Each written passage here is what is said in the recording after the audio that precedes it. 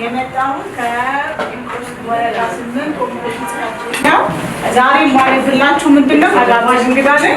የማነብላችሁ አንድ ተማሪ ጥሩ አንባቢ እንዲሆን የሚረዱትን ነገሮች ነው። እሺ ታዳምጡኛላችሁ? እሺ ጥሩ አንባቢ እንድንሆን የሚረዱ 5 ነገሮች አሉ። ከእነዚህም አንደኛው የማንበብ ልምድን ለማዳበር በቀን ቢያንስ 10 ደቂቃ ማንበብ አለብን። ሁለተኛ ምንባባችንን ለማስፋት የተረት መጽሐፍ ከማንበባችን በፊት ርዕሱንና የውጭ ገጽታውን መመልከት አለብን። ርዕሱና የውጭ ገጽታው ማለት ምንድን ነው? ለህፃናት የሚጠቅም መጽሐፍ ነው ወይ የሚለው ማለት ነው። ሶስተኛ ትኩረት ለመጨመር በምናነብበት ጊዜ ቀጥ ብለን መቀመጥ እንዲሁም ረጅም ትንፋሽ ማስተጋባትና ማስወጣት። በተጨማሪም ጣታችንን እየተከተልን ማንበብ አለብን።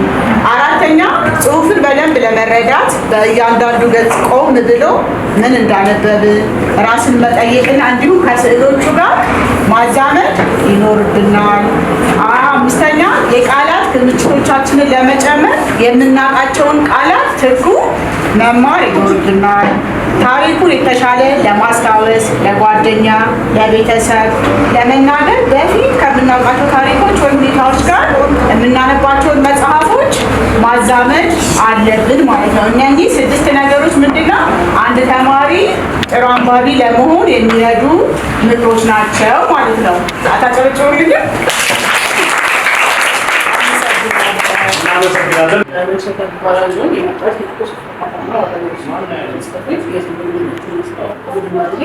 ምናልባት ዛሬ የመጣ ነው ከንባብ ጋር ተያይዞ ህጻናቶች የተለያዩ መጽሐፎችን በተለይ ጀምሮ ንባብ ተበሉ በክፍላቸው ውስጥ ከተመለከተና እና ከዚህ ጋር ተያይዞ ህጻናቶችን በዚህ ልክ እንደዚህ አይነት መጽሐፎችን ማንበብ እንዴት ነው አንስዳሪ ነገራቸው ተማሪዎቹ እንደዚህ ነው የሚያደርጋቸው የነሱ መጽሐፎች ደግሞ እነሱ መስጠት ህጻናቶችን ለማከለ መጽሐፍ ነው የሚያማክሩ ሸክሜዎች አጠቃላይ ስላለ ማለት ነው።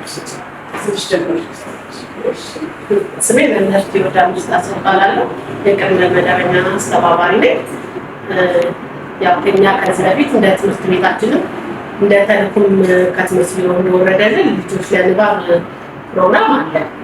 ያ ሁል ጊዜ ሰኞ በሰርግ ፕሮግራም ላይ አንዳንዴም በጨዋታ ፕሮግራም ላይ የተረት ፕሮግራም እኛም እናወራላቸዋለን። እነሱም ተረቱን ይናገራሉ፣ ያወራሉ።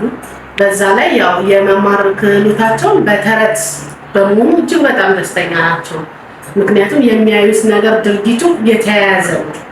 አንድ ልጅ ዝም ብለሽ ፊደልን ከምታስቆጥሪው በጨዋታ በተረት ሲማር ኢቭን የተሻለ ነገር ይሆናል። አሁን ደግሞ በሰሞኑ በተደረገልን እነዚህ የምታያቸው መጽሐፎች ጥራታቸው ውበታቸው የተጠበቀው ነው። ከህፃናት ጋር የሚመጥን ነገር በመሆኑ በጣም የሀገራዊ ጉዳዮች አለ በሀገራቸው ያሉ ታዋቂ ነገሮች ላይ እያንዳንዱ አካባቢያቸውን የሚወክሉ ስለ ቤተሰቦቻቸው የሚገልጽ ስለ ትምህርት ቤታቸው የሚገልጽ መጽሐፍቶችን እንዲሁም ደግሞ ይህ መጽሐፍ የተጻፈው በህፃናት ተማሪዎች በመሆኑ እድሜያቸው በጣም ከ15 ከ14 ዓመት በታች የሆኑ ናቸው የጻፉትና ያ ደግሞ ልዩ ያደርገዋል። ራሱ ህፃናት በህፃናት ሲጻፉ ያለው ነገር በጣም ደስ ይላልና ያው እኛም እንድናነብላቸውና ሁሉ ጊዜ ደግሞ ያው ከሰኞ እስከ ዓርብ አሁን ደግሞ በእነዚህ መጽሐፍ ምክንያት ከሰኞ እስከ ዓርብ የማንበብ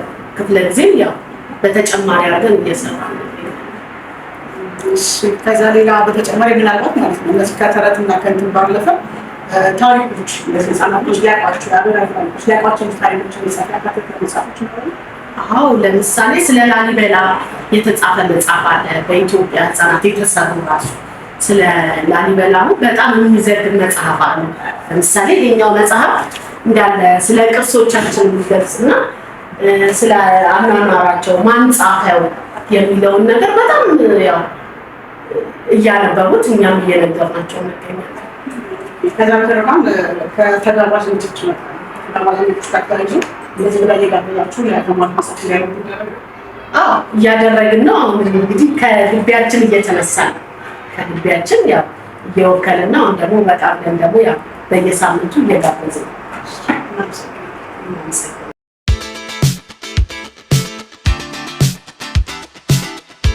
ስሜ ፈንታሁን ሞላ ይባላል።